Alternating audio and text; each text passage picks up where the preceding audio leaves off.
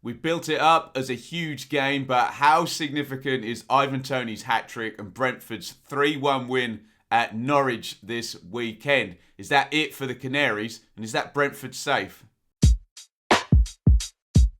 Hello everybody, welcome along. My name is Benjamin Bloom. This is the Benjamin Bloom Football Channel. Please leave your bias at the door and join us to discuss Norwich 1, Brentford 3. Two teams we covered in the Championship last season, both looking to survive the first year up in the Premier League. This game represented a big scrap at the bottom. Norwich, 3 straight defeats going into this one and punching up from 20th place. But the idea that Brentford were gradually working their way down towards the bottom 3 is pretty well summed up by the fact that they had scored 12 points in the first 7 games and then 12 points in the next 20 games going into this one.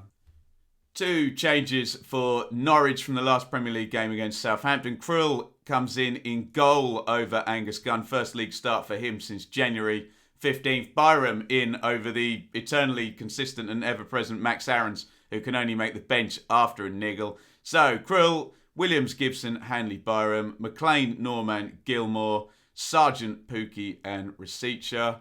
Brentford look like they're going to now go on forward with the back 4 shape. They tried that against Newcastle last time out. 3 changes though. De Silva suspended. Jensen and Visa drop out. In come former Norwich player Sergi Canos and 2 key big star names. Striker Ivan Toney, and for his first ever Bees start, Christian Eriksen.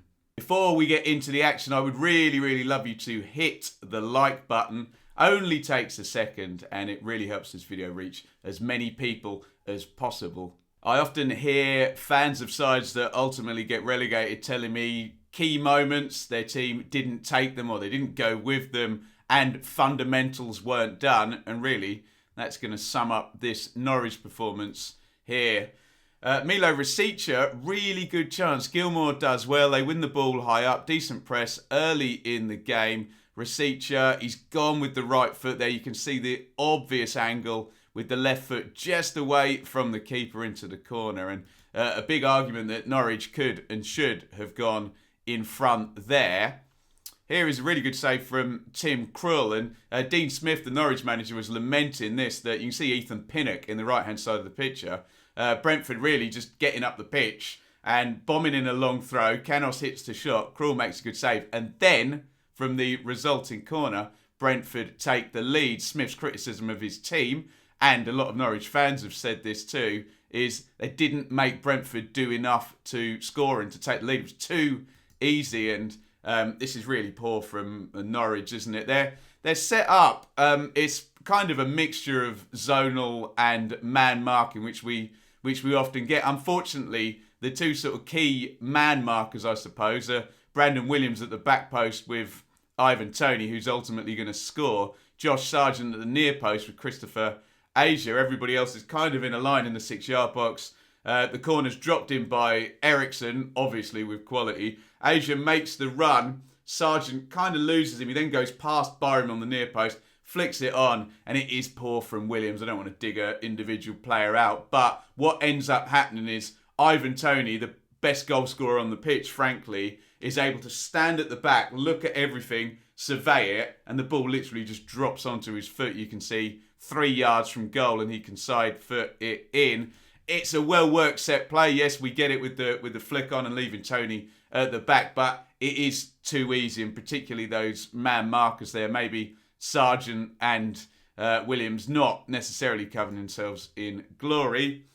Into the second half, and really frustrating for Norwich, the way they now go from being in the game with some quite good numbers, conceding from a set play, to collapse to 3-0 down within the hour mark in this game. And you can see that one there. Look, when we're reading the laws of football, the 3 words that always sort of come up are reckless, careless, endangering opponent, aren't they? And excessive force as well, let's just say. We're very much in reckless, careless mode there from Ben Gibson. I think we all know, in a crowded box, if you're going to go with a shoulder-high volley, you've got to win that ball so cleanly with the opponent getting anywhere near. Basically, the onus is on the defender clearing the ball to make sure that it's safe. And we always know if an attacking player throws his head in, even if they sort of duck down, that you're going to get a foul given. And referee Taylor goes over to the screen and he's always going to give that as a penalty. Bit clumsy from Gibson. Ivan Toney is referred to as the world's best penalty taker by Thomas Frank. And I would urge people to get in the comments, not comment on that, but tell me who's a better penalty taker than Toney. It's 22 out of 23 in his career now. Still only Barnsley's Adam Davis, says my notes, in 2018 saving one. He's just a machine from the spot, and that is worth a lot of points every season if you've got a 100% penalty taker, and he's just brilliant. Sends Krill the wrong way with penalty number 1, because penalty number 2 is coming. And again, look, I know people perhaps are suspicious of penalties like this, but in my opinion, it is a penalty. Look, has Gibson gone in and completely cleaned out Toney with Toney having no say in the matter? No. Has Toney cleverly manipulated a bit of clumsy play by Gibson? Yes, Toney gets there first. He knocks the ball away. You can see he knows the slide tackle's coming in. Gibson just needs to jockey him and stand up. He leaves his right leg there, so there's contact. So when this type of thing is looked at by referees, all they see is the player sliding in the box, not winning the ball and contact. And they always give a penalty, don't they? Toney obviously steps up. Krill goes the right way this time. And Toney puts it in for the hat-trick. Here is a consolation goal. I know I'll probably get a couple of comments on some VAR stuff as well. I think Mbomo had a goal disallowed. I think there was a Norwich penalty call as well. There was a Norwich goal disallowed by Rascal as well. I haven't seen the penalty call, but the 2 goals, pedantic, finicky, but ultimately, yeah, a millimetre offside is offside. We move on, I think. This is a good goal by Pookie, and some positivity for Norwich in the shape of young Rowe. 18 years old. He was only on for 16 minutes. 2 key passes and an assist. He knocks this one back to Teemu Pukki, who puts in a really nice sort of fading slice volley there with the right foot. We get a lot of lazy criticism for the likes of Pukki and Mitrovic, who play in teams that use whatever word you're comfortable with. I'll say yo-yo between the top 2 divisions. All I'll ask you in the comments is Pukki got 11 for a Norwich team that finished 20th last time out. Excuse me. Norwich are 20th now and he's got 7. How many would he get for Southampton or Villa or Crystal Palace in the middle of the table? You let me know what you think in the comments. Those were the key moments. Before we get into the analysis, I would love if you would hit the subscribe button just down there. Help keep the channel growing and more like-minded people visiting our videos. I think the key takeaway with the way this one played out really has us looking more at Norwich than at Brentford. Brentford showed up. They've got Eriksson in the team. They've got Toney back into the team. But Norwich didn't take that early chance, concede from a set play, and then these durability issues, confidence, morale, all of that stuff to then go from being in the game at halftime at 1-0 to 3-0 down through a couple of clumsy penalty problems, and then of course we already mentioned in the first half a set play. It kind of leaves us coming away saying, well, okay, Brentford play like that in most games. You'll win some, you'll lose some, but Norwich play like that in most games, and well, I think we all know what the outcome would be there. For Brentford, having Ivan Toney back, as with any team and a key goal scorer, is so important for them. He's been such a great player since signing. 31 goals last season. He's up to 9 for the season. Obviously, this hat-trick has swelled things nicely by 50% in one game, but the numbers are the numbers, aren't they? Toney hadn't started a game since January the 22nd against Wolves. Brentford didn't win any of the 5 without him, and they didn't score in 3 of them. They will be very pleased to have their talismanic striker back on the pitch. Going back to the top of the video and the significance of the result, it is a really big one. Maybe not a decisive one for Brentford, but so many positives here coming. There is the league table, but they can tick off So many good things with this one. First win in 9. First win with the back 4 shape now being used. First win with Eriksson. Toney's return. 10-point lead over Norwich now. 8-point lead over Watford and a 6-point lead over Burnley. You can see not quite at a point per game. It's 27 from 28, but that's coming out at 36.6 for the season. Still got to go to Leeds, Watford, and an extremely juicy fixture next week against Burnley. So does it guarantee survival? No. A few weeks ago, if you'd have said 27 from 28, I would have been really on the path of, well, they'll survive now. But just given the recent changes in the table, Newcastle have shot up, haven't they? Burnley have kind of woken up. Leeds have now changed managers. Everton have changed managers. So there is still that argument that some teams slightly below Brentford will improve now and maybe will go past Brentford before now and the end of the season. The key thing, though, is the buffer between Brentford and 18th place, and obviously that massive game now next week against Burnley. So does this result guarantee safety for Brentford? No, it doesn't. Still games in hand, and those arguments. Are they well positioned? Are they the best positioned of the 3 teams that got promoted?